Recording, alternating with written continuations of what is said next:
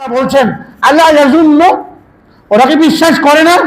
উলাইকা আন্নাহুম মাবউসুনা লিয়াউমিন আযীম, এক মহাদিনে আল্লাহ পাক তাদেরকে উঠাবেন কবর থেকে। এরপর ইয়াউমা ইয়াকুমুন নাস লিরাব্বিল আলামিন, রব্বুল আলামিনের সামনে তারা দাঁড়াবে, জবাবদিহি করতে হবে। এই বিশ্বাস কি তারা করে না? করলে কিভাবে মানুষকে ঠকবাজি করে, করলে কিভাবে মানুষকে ঠকায়, করলে কিভাবে মানুষকে ওজনে কম দেয়। যদি বিশ্বাস রাখে তাহলে কিভাবে মানুষের হক আদায় ত্রুটি করে, তাকে বিশ্বাস রাখে না। সেই মহাদিনে ইয়াউমা ইয়াফিরুল মারউ মিন আখিহি, যেদিন মানুষ মানুষকে চিনবে না, আত্মীয় আত্মীয়কে চিনবে না, বাবা সন্তানকে চিনবে না, সন্তান বাবাকে চিনবে না, একদিন আজকে থেকে পালাবে। ইয়াউমা ইয়াফিরুল মারউ মিন আখিহি, ভাই থেকে পালাবে, উম্মি ওয়া আবি, বাবা মাকে দেখলে পালিয়ে যাবে, আর সাহিবাতিহি ওয়া বানি, সন্তান দেখলে পালিয়ে যাবে। তো সেই দিনটার ভয় কি তার ভেতরে নেই? মাপে কম দেওয়ার দ্বারা আল্লাহ তাআলা মুসিবত প্রেরণ করেন।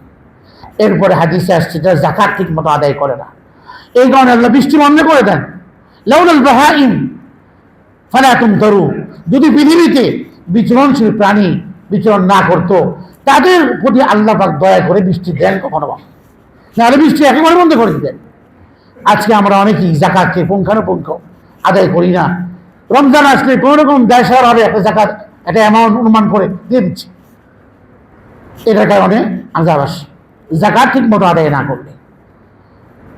4 নম্বর হলো আল্লাহ এবং তার রাসূলের বিধান মতো না চললে আযাব আসে।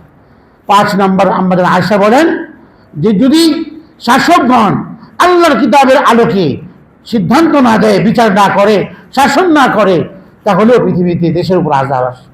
যে সরকার আল্লাহর কিতাবের আলোকে বিচার কার্য না করে, পরিচালনা না করে, শাসন পরিচালনা না করে, আল্লাহর কিতাবের খেলাফ যদি করে, তাহলে সেই দেশের মধ্যে, সেই সমাজে, রাষ্ট্রে, মানুষের জীবনে, নাগরিক জীবনে আযাব আসে। এই 5 কারণে আযাব আসে। বাঁচার উপায় কি? বাঁচার উপায় হলো 1 নম্বরে আল্লাহর কাছে তওবা করা, ইস্তিগফার। মা কানা আল্লাহু মুআযযিবাহুম ওয়া হুম ইস্তাগফিরুন। 1 নম্বর কাজ, যদি সব সময় ইস্তিগফার করতে থাকি আযাব আসবে না, আল্লাহর কোরআন বলে। যখন তারা ইস্তিগফার করবে আল্লাহর আযাব আসবে না। লাউলা ইস্তাগফিরুনাল্লাহ, আল্লাহ কোরআনে বলেন লাউলা ইস্তাগফিরুনাল্লাহ, কেন মানুষ আল্লাহর কাছে ইস্তিগফার করে না? করলে কি হবে? লাআল্লাকুম তুরহামুন, আল্লাহর রহমত আসবে। আল্লাহর রহমত আসলে কি আযাব আসবে? যদি রহমত আসে আযাব তো আসবে না। তাহলে ইস্তিগফারের বরকতে রহমত আসবে, আযাব দূরে সরে যাবে। ইস্তিগফার, তাওবা, এটাকে নিজের জন্য আবশ্যক করে নেওয়া। নবীজি হাদিসে বলেন মান লাজিমাল ইস্তিগফার, যে ব্যক্তি ইস্তিগফারকে নিজের জীবনের জন্য আবশ্যক করবে। এটা বলেন নাই মান করা আল ইস্তিগফার, যে ইস্তিগফার পড়বে বলেন নাই, পড়েছেন লাজিম। লাজিম মানে আবশ্যক করে নেওয়া। এটা নিজের জীবনের একটা অংশ ইস্তিগফার পড়া, দৈনন্দিন কাজের একটা অংশ ইস্তিগফার পাঠ করা। যে এইভাবে ইস্তিগফার করবে জীবনের অংশ বানিয়ে নেবে। জাআলাল্লাহু লাহু মিন কুল্লি দিকিন মাখরাজা, যত ধরনের জীবনে সংকীর্ণতা আছে, অভাব আছে, পেরেশানি আছে, আল্লাহ সব পেরেশানি থেকে বের হওয়ার রাস্তা তৈরি করে দেবেন।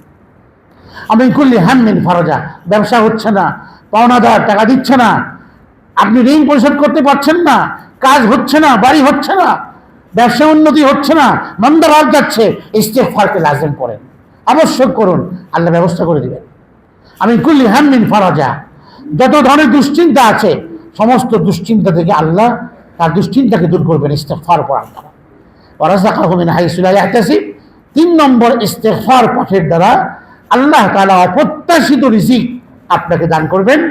কার শর্ত হলো বিশ্বাস করতে হবে আল্লাহর নবীর এই কথার উপরে। ইস্তিগফার করা, তওবা করা, তুবু ইলাল্লাহি তাওবাতান নাসুহা, এবং নিয়মিত দান করতে থাকা। দানের দ্বারা অপবিত্র রোধ হয়, হাদিসে আসছে। আর সাদাকা তাদফাউ মাইতাতাস সু, তো যে এই ধরনের মানে অপবিত্র যা মানুষ কামনা করে না, এগুলো থেকে বাঁচা যায় দানের মাধ্যমে। আল্লাহর রাগ প্রশমিত হয়, তুতফিউ গাদাবার রব, হাদিসে আসছে। দান করতে থাকা, নিয়মিত দান করা, সদকা করা, তওবা করা, এবং গুনাহমুক্ত জীবন যাপনের জন্য চেষ্টা করা, বিপদ আসতে সবর করা, আল্লাহর উপর ভরসা করা, এগুলো প্রতিকার, বিপদ থেকে বাঁচার জন্য।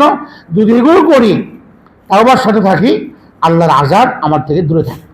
দান করলে আল্লাহ অপমৃত্যু থেকে, বালা মুসিবত থেকে আমাকে হেফাজতে রাখবেন। এই জন্য প্রতি মুহূর্তে আসতেছে আমাদের গুনাহের কারণে। আল্লাহ বলেছেন ফাইমা কাসাবাত আইদিকুম, মুসিবত আসছে তোমার গুনাহের। আমরা তো আল্লাহর বলি না, আমরা তো গুনাহগার, সবচেয়ে বড় গুনাহগার। আমি আপনাদের মধ্যে সবচেয়ে বড় গুনাহগার। আমাদের গুনাহের কারণে আযাব আসতেছে, শাস্তি আসতেছে, ভূমিকম্প হচ্ছে আমাদের গুনাহের কারণে। তো আমরা যদি গুনাহ থেকে বেঁচে থাকি তাহলে আযাব আসা বন্ধ হবে। আল্লাহ আমাদেরকে সমৃদ্ধি দান করবেন, সুখ দান করবেন, সাফল্য দান করবেন। শুধু দুনিয়াতে সমৃদ্ধ হওয়াটাই সমৃদ্ধ নয়, আখিরাতে সমৃদ্ধ হতে পারা, সাফল্য অর্জন করতে পারা, এটা বড় বড় পাওনা, বড় প্রাপ্তি। এটার জন্য চেষ্টা করা চাই আমাদেরকে। আর এই ভূমিকম্প এটা শুধু একটা প্রকম্পন নয়, শুধুমাত্র এটা একটা আল্লাহর পক্ষ থেকে আমাদের মধ্যে মেসেজ, একটা চিঠি, একটা পত্র, যে নিজের জীবনকে পরিশীলিত করো, শুধরাও, আল্লাহর পথে চলে আসো। ফাকিরু ইলাল্লাহ, আল্লাহর পথে আসো, তাহলে তোমার সব কিছুকে আল্লাহ ঠিক করে দেবে। হাদিসে কথা বলে শেষ করছি, যে হাদিসের মধ্যে বলেছেন যে আখিরাতের চিন্তায় সব কিছু ব্যয় করে, আল্লাহ তার দুনিয়ার সব কিছুর ব্যবস্থা এবং সব কিছু সম্পন্ন করার জিম্মাদারি আল্লাহ নিজে গ্রহণ করে। আমি যদি আল্লাহর জন্য হই, আল্লাহ আমার জন্য হয়ে যাবে, আমার সব কিছু ব্যবস্থা আল্লাহ নিজে করবে, দায়িত্ব। আল্লাহ পাক আমাদের সকলকে তওবার সাথে, ইস্তেগফারের সাথে থাকার তৌফিক দান করুন। ও আখিরু দাওয়ানা আলহামদুলিল্লাহি রাব্বিল আলামিন।